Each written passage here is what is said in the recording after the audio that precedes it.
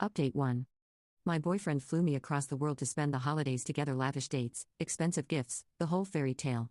But this morning, he handed me a plane ticket and said, "Your flight leaves in 3 hours." No warning, no goodbye kiss.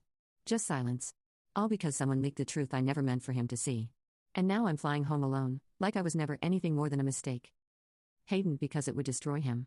And honestly, what's the point either? We work through this or we don't. Either he can forgive me for being human or he can't. I'm not going to beg and plead and promise to change because I don't think I should have to change. I think I should get to be young and make mistakes and figure out what I want without someone monitoring my every move, even if that someone loves me and wants what's best for me. Love doesn't mean ownership, and I wish more people understood that. Well, the moment of truth finally came, and honestly, it went about as badly as you'd expect. Hayden woke up and immediately knew something was wrong because apparently, I'm terrible at hiding when I'm freaking out. He kept asking what was wrong, and I kept saying nothing because what else was I supposed to say? "Hey, babe, someone just sent me proof of all the ways I betrayed you while you've been planning our future together." That seemed like a conversation that needed more coffee and less morning breath, but he wouldn't let it go. Eventually, he just asked to see my phone, point blank, no warning, just demanded to look through my messages. The crazy thing is, I almost said no. Not because I had anything left to hide, since whoever sent those screenshots clearly had access to everything anyway, but because it felt like such a violation. Like, even if I messed up, that doesn't mean he gets to go through my personal stuff without permission. But then I realized how ridiculous that sounded and just handed it over. His face when he started reading those messages was something I'll probably remember forever. Not angry at first, just confused, like he couldn't understand what he was looking at. He kept scrolling and scrolling, and I could literally watch the moment each piece of information hit him. When he got to the pictures with Remy, his hands started shaking. When he read the conversations about feeling trapped, he just stared at the screen for like 5 minutes without saying anything. The worst part was how quiet he got. I was expecting yelling and accusations and demands for explanations. Instead, he just sat there processing everything like he was trying to solve some impossible math problem. Finally, he looked at me and asked if it was all real.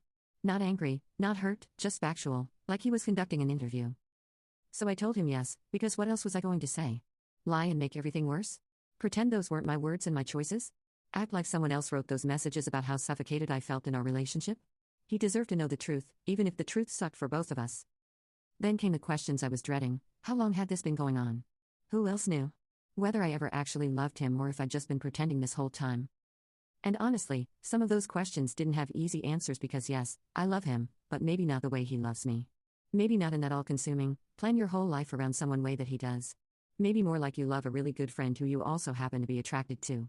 But try explaining that to someone whose entire world just got flipped upside down. The thing that seemed to hurt him most wasn't even the physical stuff with Remy. It was reading my actual thoughts about our relationship, about feeling trapped and wanting freedom and not being sure about our future. He said it was like dating a stranger for 3 years. Like everything he thought he knew about me and about us was just some elaborate performance I'd been putting on, which honestly isn't totally wrong but also isn't totally fair.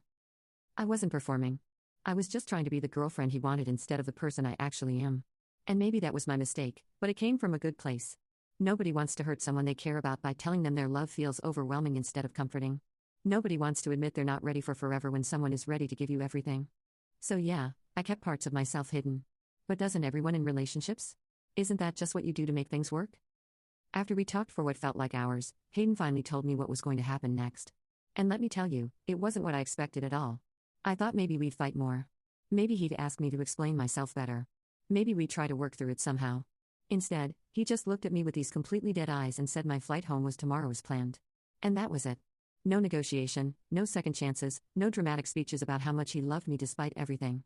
Just pack your stuff and go home like I was some random girl he'd hooked up with instead of his girlfriend of 3 years. The weird part is, I actually felt offended by how calm he was being.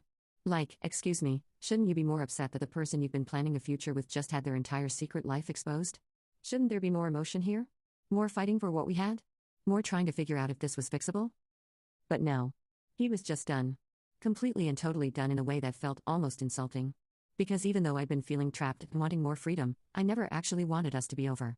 I just wanted things to be different, less intense, less serious, less like we were already married when we're both still figuring ourselves out. But apparently, there's no middle ground in Hayden's world. Either you're all in or you're out. And my behavior had clearly put me in the out category. He started making arrangements immediately, changed my flight to earlier in the day, called a car to take me to the airport, even packed my stuff for me like he couldn't wait to erase any evidence I'd ever been there. And the whole time he was doing this, I kept waiting for him to break down or get angry or something, some sign that this was killing him as much as it was confusing me. But nothing.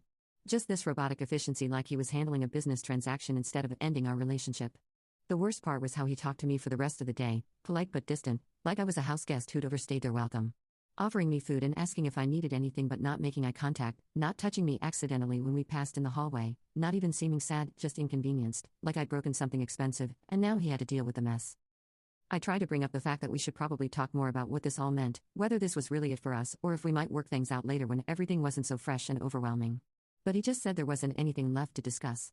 That the screenshots had shown him everything he needed to know about how I really felt and what I'd really been doing, which felt unfair because those messages were me venting and processing my feelings, not some master plan to destroy our relationship. But I guess when someone's trust gets broken that completely, context doesn't matter anymore, just results. And the results were that I'd been